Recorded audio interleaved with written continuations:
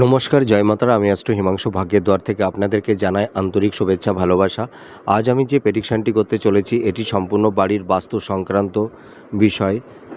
আপনাদের ঘরের মানে দরজা অথবা আপনাদের সেটা ঘর হতে পারে বা ফ্ল্যাট হতে পারে বা বাড়ি হতে পারে, যদি দক্ষিণ পশ্চিম মুখ করে হয়, অর্থাৎ আপনাদের গৃহের প্রবেশদ্বার অর্থাৎ ইন্টেন্স, এই যে মানে বাইরে থেকে যখন আপনারা গৃহে কোনো প্রবেশ করবেন, যদি দক্ষিণ পশ্চিম মুখ করে যদি ঘরের দরজা থাকে, তাহলে আপনারা কি করবেন, এই দরজার এই চৌকাঠের ওপরের দিকে আপনারা যে কোনো একটা নৌকার ব্রেক এই চৌকাঠের ওপরে লাগিয়ে দেবেন। তাহলে কি হবে, আপনাদের ঘরের বাস্তুতে কোনো সমস্যা তৈরি হবে না।